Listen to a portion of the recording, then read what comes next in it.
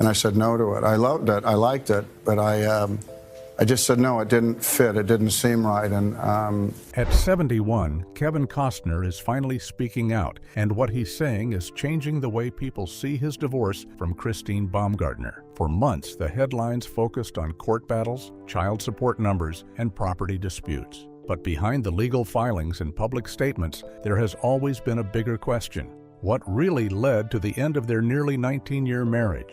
Join us as we uncover what Kevin Costner finally confessed: roots and early ambitions. Kevin Costner was born on January 18, 1955, in Linwood, California. He grew up in what many would describe as a stable, middle-class home.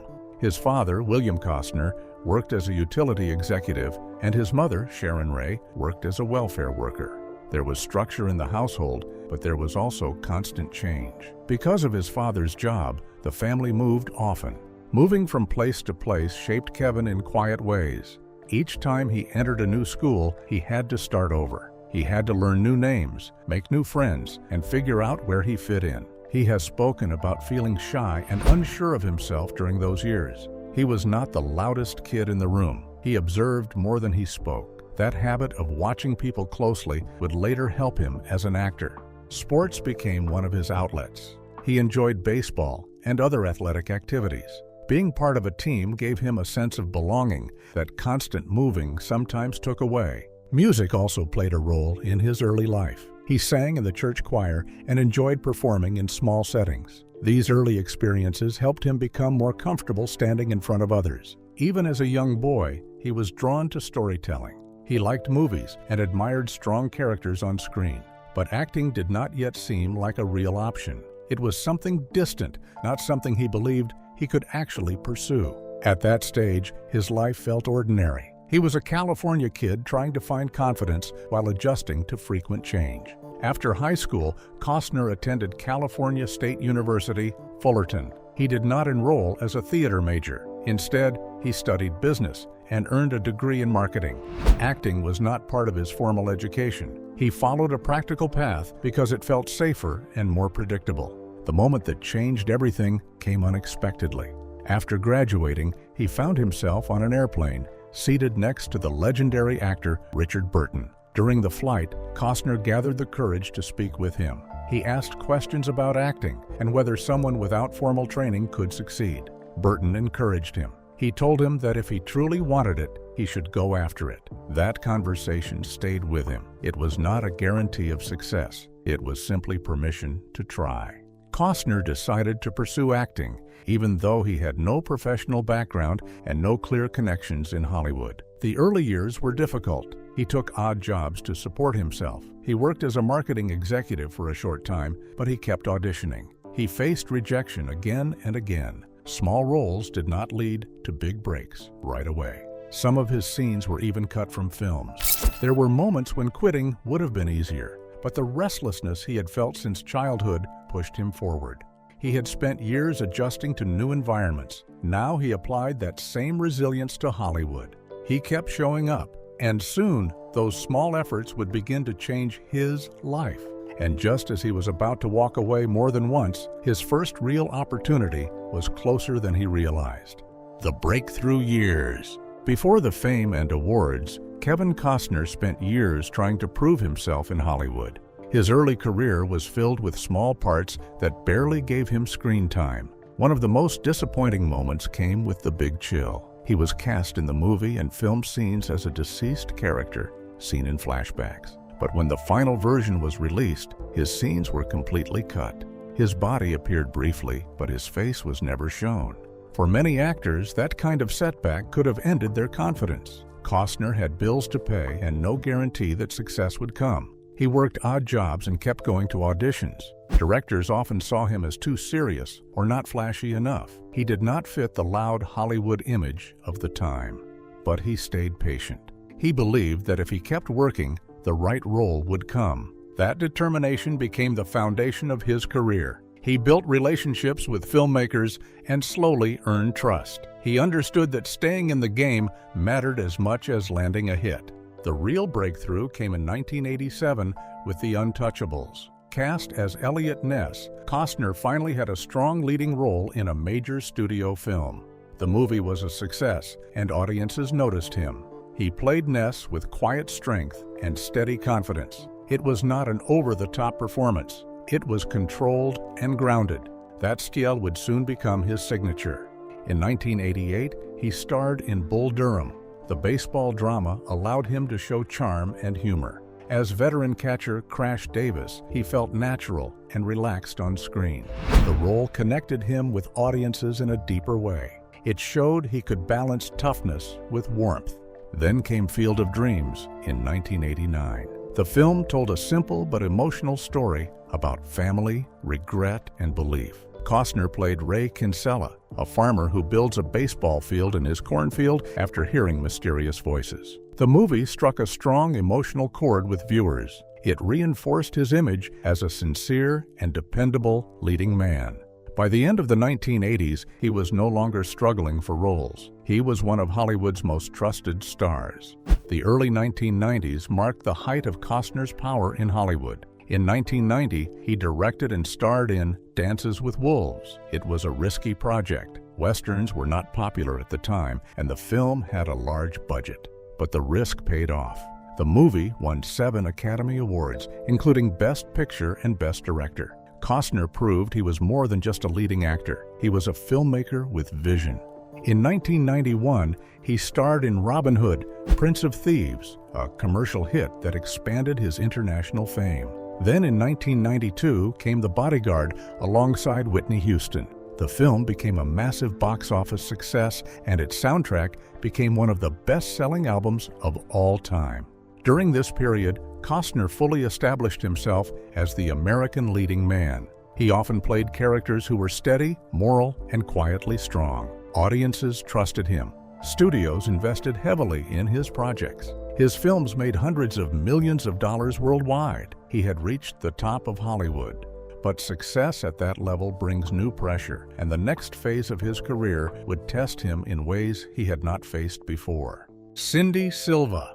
Before the awards, before the blockbuster films, and before his name became known around the world, Kevin Costner was simply a college student trying to figure out his future. It was during his time at California State University, Fullerton, that he met Cindy Silva. She was smart, grounded, and not connected to Hollywood. Their relationship began long before fame entered the picture. They married in 1978. At that time, Costner was not a movie star. He was a young man with big dreams and no guarantees. He was still working regular jobs and attending auditions. Their early married life was modest. They lived without luxury, building their home life while he struggled to land meaningful roles. Cindy supported him through those uncertain years. She believed in his ambition even when success seemed far away. Over time, the couple welcomed 3 children, Annie, Lily, and Joe. Fatherhood became an important part of Costner's identity. Even as his acting career began to take off in the late 1980s, he often spoke about the importance of family. But as his fame grew, so did the demands on his time. After films like The Untouchables, Bull Durham, and Field of Dreams, his schedule became intense. He was traveling frequently, filming on location, and attending press events. What had once been a quiet family life slowly transitioned into life under public attention. The children grew up during the height of his success. Red carpet events and media coverage became part of their reality. The private life they once had was becoming harder to protect. Fame brought wealth and opportunity, but it also brought constant exposure. Success in Hollywood can place heavy pressure on a marriage. As Costner entered the peak of his career in the early 1990s, the workload increased dramatically. He was not only acting, but also directing and producing. Projects like Dances with Wolves required enormous focus and long periods away from home. There were also public rumors about infidelity during this period. While details were never fully confirmed in public court records, media speculation added strain to an already pressured relationship. Fame often creates distance, especially when one partner becomes globally recognized while the other prefers privacy. Time apart became more common. Film sets in different states or countries meant long separations. Interviews, premieres, and business meetings filled his calendar. Even for a strong couple, that kind of schedule can slowly weaken connection. By the early 1990s, it was clear that the foundation of their marriage was under stress. In 1994, after 16 years of marriage, Costner and Silva divorced. The financial settlement reportedly reached approximately $80 million, making it one of the largest divorce settlements in Hollywood at that time. The amount reflected both the length of the marriage and the immense success Costner had achieved during those years. The emotional consequences were harder to measure. Costner rarely spoke publicly about the details. He did not give dramatic interviews or assign blame. Instead, he remained mostly quiet. That silence became part of how he handled personal pain. Financially, he could recover. Professionally, he remained a major star. But personally, the divorce marked a reset. He was no longer the young married actor trying to make it. He was a global celebrity navigating single life while raising children. The end of his first marriage closed one chapter, but it also opened the door to a new phase of both his career and his personal life, one that would soon bring new relationships, new risks, and new headlines. Between marriages. After his 1994 divorce, Kevin Costner entered a period that was both professionally risky and personally unsettled. He was no longer the untouchable star of the early 1990s. Instead, he found himself navigating criticism, media pressure, and major life changes. In 1995, Costner starred in and produced Waterworld. The film was ambitious from the start. It had a massive budget and was filmed largely on water, which created serious production challenges. Storms damaged sets. Costs increased. Headlines labeled it one of the most expensive films ever made at the time, focused heavily on its high cost and called it a failure. Costner, who had once been seen as Hollywood's most reliable star, suddenly faced questions about his judgment. 2 years later, he directed and starred in The Postman. The film was another large-scale project with a serious tone and a long runtime. It struggled at the box office and received harsh reviews. Critics were unforgiving. The narrative quickly shifted. Instead of celebrating him as a bold filmmaker, many outlets began describing him as a fallen star. This period was difficult. Hollywood can be quick to elevate someone and just as quick to criticize. Costner remained active, but the automatic success he once enjoyed was gone. He had to reassess his choices and rethink his approach to projects. While his career faced turbulence, his personal life was also evolving. After his divorce from Cindy Silva, Costner dated briefly but did not immediately remarry. His relationships during this time were mostly private and short-lived. In 1996, he became the father of a son, Liam, with Bridget Rooney.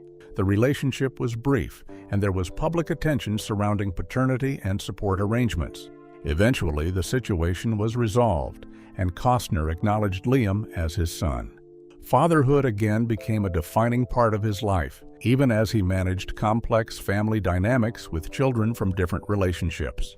Beyond acting, Costner began exploring other interests. He invested in business ventures, including environmental technology related to oil spill cleanup.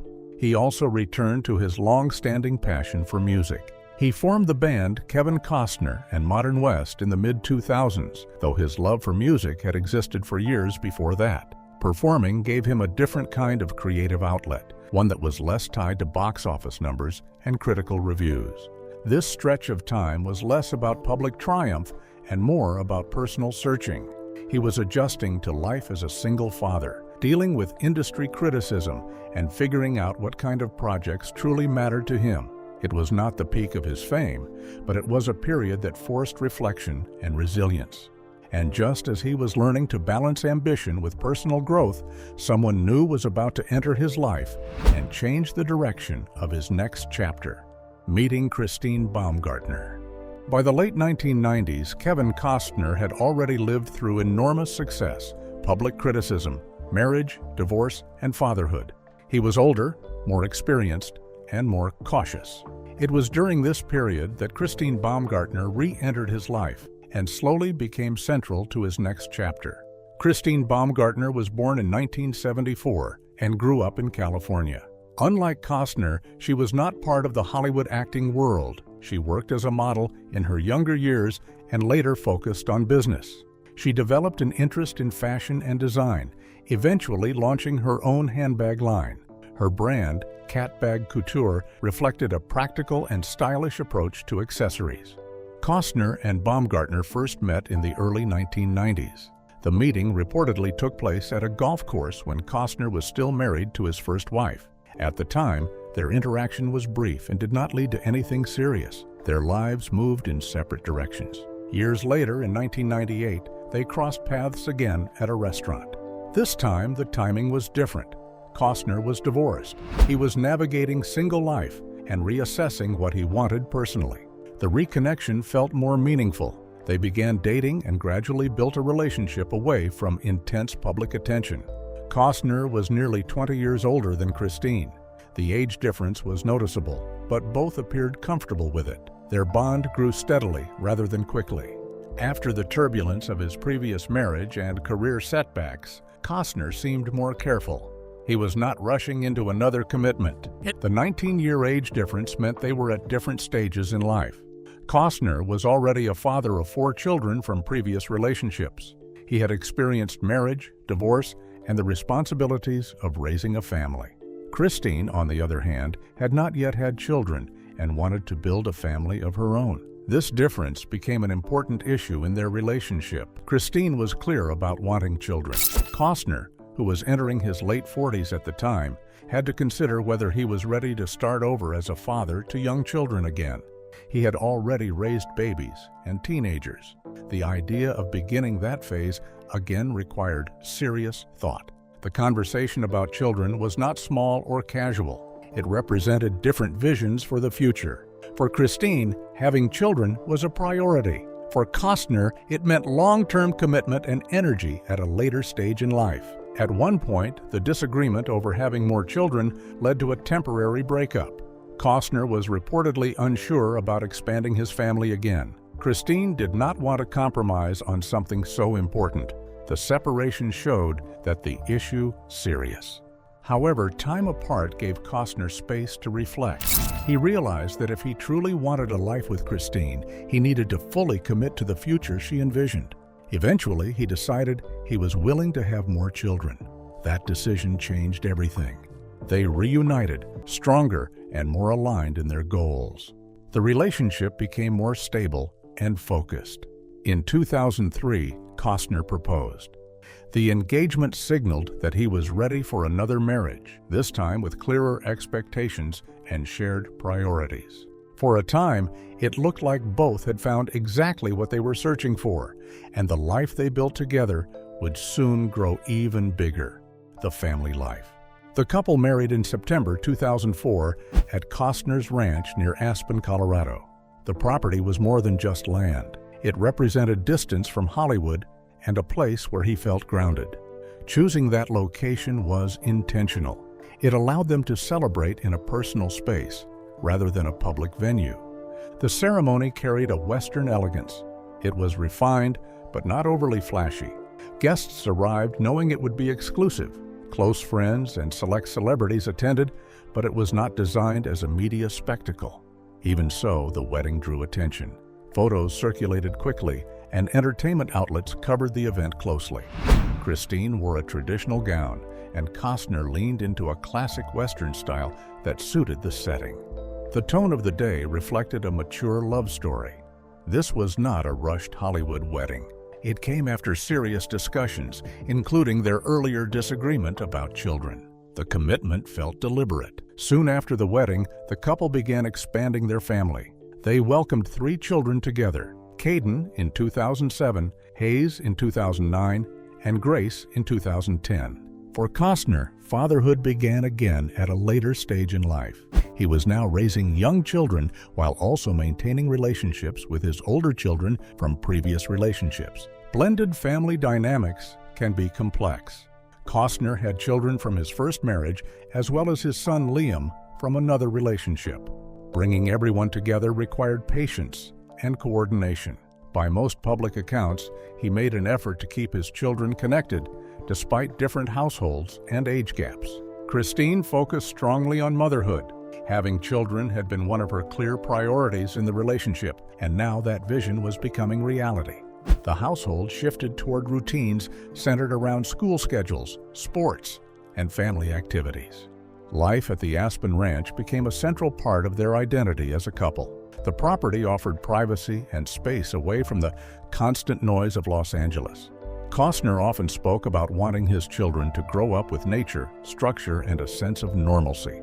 Christine continued developing her handbag line, Cat Bag Couture. While not on the same scale as major fashion houses, the brand represented her independence and creative ambition.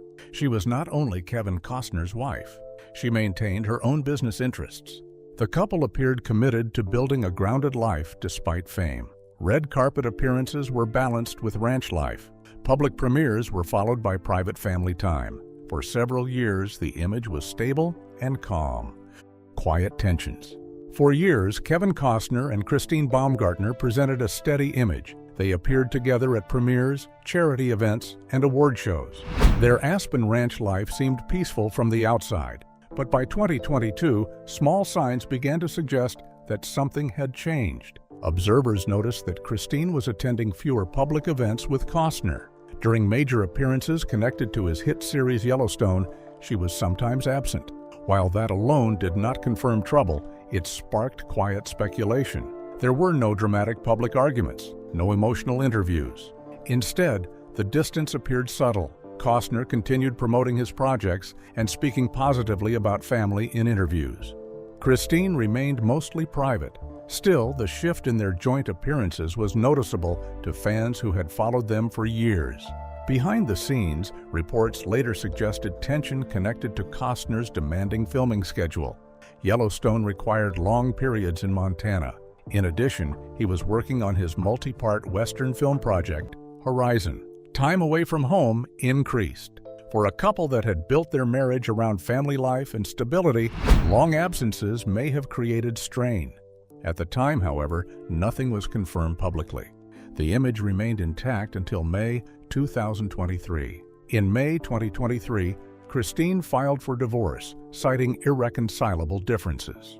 The filing came as a shock to many fans. The couple had been married for nearly 19 years. They had 3 children together. From the outside, there had been no obvious warning. Costner released a brief statement expressing sadness and asking for privacy. He emphasized that the focus should remain on their children. Christine did not give detailed public comments at that time. One of the biggest early disputes centered on property.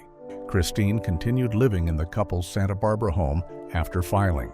Reports revealed that their prenuptial agreement required her to vacate the property within 30 days of filing for divorce. When she did not move out right away, the disagreement escalated into a legal standoff. Details of the prenuptial agreement became public through court filings.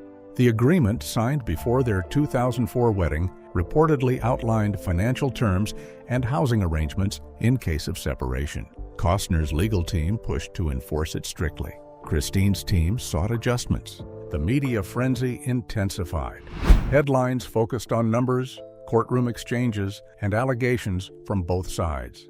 What had once been a private family matter now unfolded in legal filings that anyone could read. The separation that began quietly had fully entered the public spotlight. And as the legal battle deepened, the next phase would become even more detailed and even more revealing. The legal battle. When Kevin Costner and Christine Baumgartner moved from separation to legal action, the situation quickly became one of the most talked about celebrity divorces of 2023. What began as a private family matter turned into a detailed courtroom process involving contracts, income statements, and housing disputes. At the center of the early conflict was the prenuptial agreement the couple signed before their 2004 wedding. Prenups are designed to clarify financial expectations in case of divorce, and Costner's legal team argued that the agreement was clear and enforceable. Christine's side challenged certain aspects of the agreement. Her attorneys argued that circumstances had changed over nearly 2 decades of marriage, especially with 3 children involved. They sought adjustments related to housing and financial support. However, court rulings consistently upheld the validity of the prenup. Judges confirmed that it had been properly executed and that its terms were legally binding. This decision shaped the rest of the divorce proceedings. It limited how far financial negotiations could stretch beyond the original contract. The prenup reportedly outlined property division and required Christine to vacate the primary home within 30 days of filing for divorce. That clause soon became a major flashpoint. We're accustomed to an extremely high standard of living, including private schooling, travel, security, and multiple properties. Costner's attorneys pushed back. They argued that the requested amount went beyond reasonable child-related expenses and that some of the requested funds were more about maintaining LA lifestyle for Christine than strictly for the children. During court hearings, detailed financial documents were presented.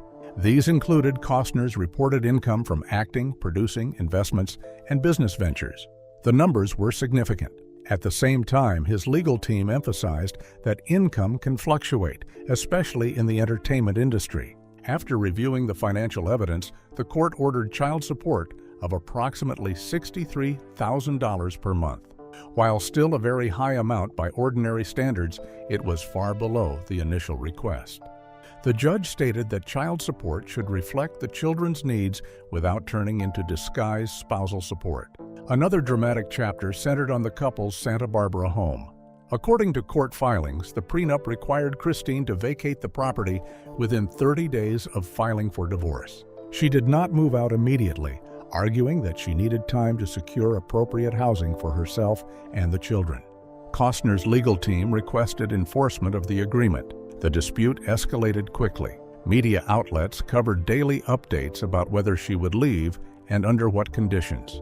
Eventually, a judge ordered Christine to vacate by a specific deadline. The court also ruled that financial penalties could apply if she failed to comply. The decision reinforced the authority of the prenup and sent a clear message about contractual obligations. Christine ultimately moved out before the penalty period escalated further.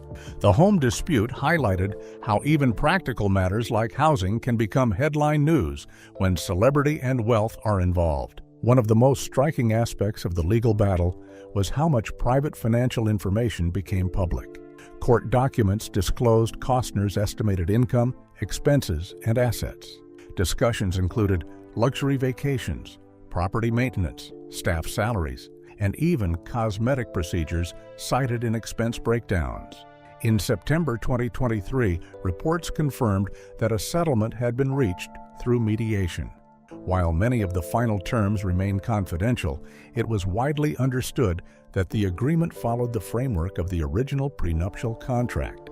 Mediation allowed both sides to avoid a lengthy public trial. It also reduced further financial disclosure and emotional strain. The settlement finalized custody, child support adjustments, and property arrangements.